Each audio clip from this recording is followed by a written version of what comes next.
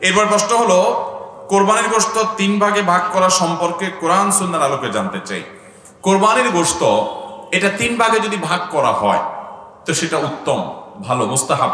কারণ কোরআন কারীমে আল্লাহ বলেছেন ফাকুলু মিনহা, কোরবানির গোশত তোমরা নিজেরা খাও, এটা 1 ভাগ হয়ে গেল। ওয়া আত'ইমু আল কানিআ ওয়াল মু'তাররা, এবং তোমরা খাওয়াও কাকে? যার আছে তাকে, অর্থাৎ আত্মীয়স্বজন, বন্ধু বান্ধব, এবং যার নাই গরিব মানুষ তাকেও দাও।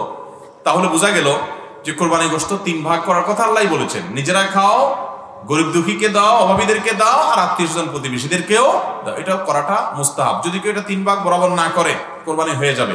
আমাদের সমাজে এটাকে আবার ফরজ বানায় ফেলছে যে না 3 ভাগ না করলে হবে না। 3 ভাগ না করলে কি হয়ে যাবে? কোরবানি হয়ে যাবে। ছেলেদের স্বর্ণের বা অন্য কোনো আংটি ব্যবহার করা যাবে কিনা? ছেলেরা স্বর্ণের আংটি ব্যবহার করতে পারবে না, এটা তাদের জন্য জায়েজ নাই। রূপার আংটি তারা ব্যবহার করতে পারবে, আর তামা বা লোহা এটাও হাদিসে নিষিদ্ধ, এটাও করবে না। স্বর্ণ ব্যবহার করবে মহিলারা। দেখেন, ইসলাম বলে মহিলাদের অধিকার দেয় নাই। ইসলাম বলছে স্বর্ণ দামি অলংকার সবচাইতে, এটা ব্যবহার করবে মহিলারা। পুরুষ শুধু চায়া চায়া দেখবে, পুরুষ শুধু চায়া চায়া দেখবে। টাকা দিয়ে কিনে দিবে পুরুষ, কিন্তু পরবে কে? মহিলা। পুরুষের জন্য স্বর্ণের অলংকার ব্যবহার করা কি নাই? জায়েজ নাই। আমার শাশুড়ি আমাকে অত্যাচার করে, কাজ না করলে বকাঝকা করে, কাজ করলে আমার সমস্ত কাজ একযোগে ভুল ধরেন। আমার স্বামীকে বিষয়টি জানালে সে কলা গাছের মতো থাকে, কোনো কথা বলে না। আমি পুরো মজলুম হয়ে পড়েছি। শরীয়তের দৃষ্টিতে আমার কি করা উচিত বলবেন? দেখুন, স্বামী যদি এইরকম নির্বিকার হয়, যাকে আপনি ভাষা আপনি কলা গাছ বললেন, তাহলে সেক্ষেত্রে আপনার শাশুড়ির অত্যাচার, অবিচার, এগুলোতে আপনার বোঝা উচিত যে সন্তান হিসাবে সে তো তার মাকে শাসন করতে পারে না, এই জন্য সে হয়তো নীরবতা অবলম্বন করে।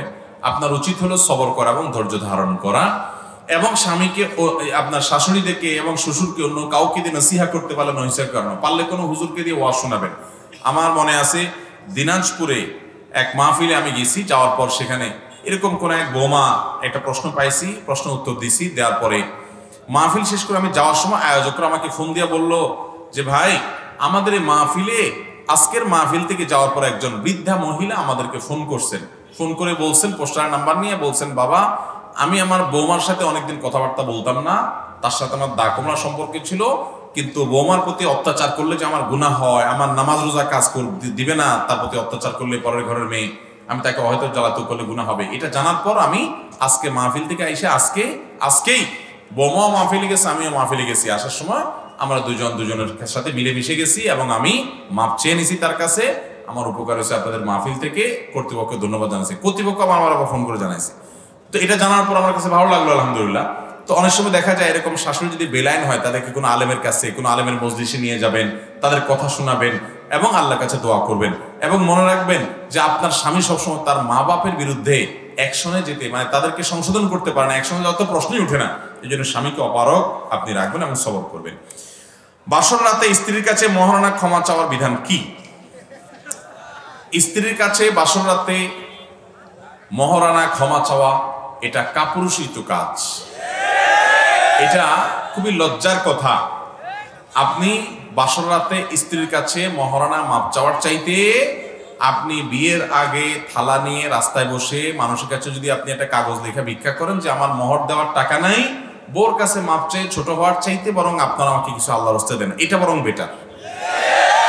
কারণ আপনি ওই মেয়েটারে তার কাছ থেকে আপনি মাপ চাইয়া সিন ক্রিয়েট করে বাসর রাতে তারে ফান্দে ফালাই দিচ্ছেন, বেচারি মাপ না করে যাবে কই, বাধ্য হয়ে বলে ঠিক আছে আর কি করার। তো এটা কিন্তু উচিত না। আপনি যতটুকু মোহর দিতে পারেন ততটুকু মোহর ধার্য করবেন। আপনার মাপ চাইতে বলছে কি? বাঘের বাচ্চার মতো বলবেন যে আমি মোহর আমি কম দেবো, এত আমি দিতে পারবো না।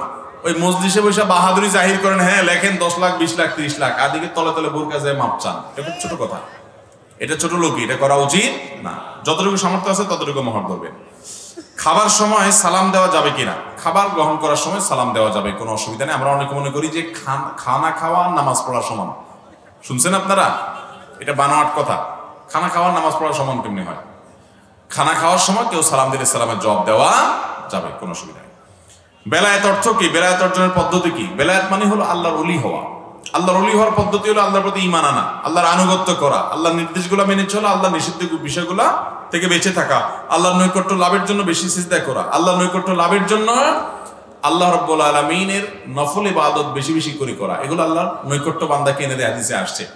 আর আরো বিস্তারিত জানতে চান তাহলে ডক্টর খন্দকার আব্দুল্লাহ জাহাঙ্গীর রহমানুল্লাহর লেখা রাহে বেলায়েত বইটা পড়বেন। এই বইটার নামই হলো রাহে বেলায়েত, মানে ওলি হওয়ার পথ, আল্লাহর বন্ধু কিভাবে হবেন, পুরা বিস্তারিত সেই বইতে পাবেন।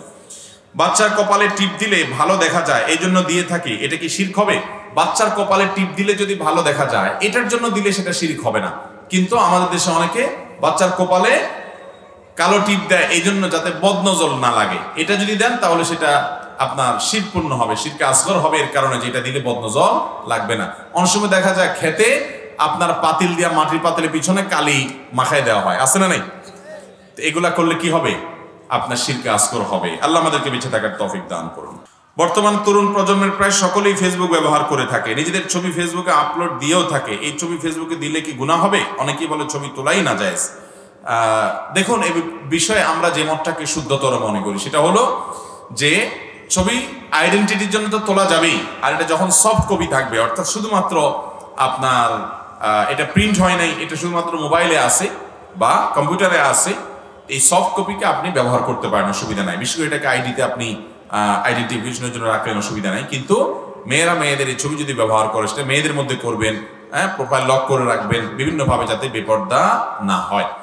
কিন্তু পুরুষরা যদি করেন তাদের জন্য ওই যে শরিয়ার সীমানার মধ্যে থেকে তারা করতে পারেন, অসুবিধা নাই, আইডেন্টিফিকেশনের জায়েজ আছে ইনশাআল্লাহ। তার বিবাহের অনুষ্ঠানে গান বাজনা বাদ্যযন্ত্র বাজানো হয়, ইসলাম কি বলে? এ বিষয়ে আমরা আমাদের মূল বক্তব্যে বলেছি, বিবাহের অনুষ্ঠানকে কেন্দ্র করে দব বাজানো জায়েজ আছে। দব কি? দব হলো ছোট ডোলের মতোই, এক পিঠটা এক পাশ বন্ধ আছে ডোলের মতো, আরেক পাশ খোলা থাকে।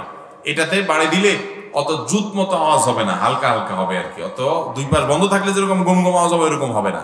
তো বাচ্চারা এ জাতীয় দব বাজাবে, একটু হালকা গীত গাবে, শ্লোক গাবে, এগুলো ইসলাম জায়েজ রেখেছে। বিয়ে উপলক্ষে এতটুকু আনন্দ বিনোদন হতে পারে, কিন্তু বিয়ে উপলক্ষে বুড়া বুড়া আপনার বেটারা ব্যান্ড পার্টি করবে, ডিজে পার্টি করবে আর জাগানাকা গান বাজাবে, সেটা হারাম হওয়ার ব্যাপারে কোনো আলেমের কোনো দ্বিমত নাই।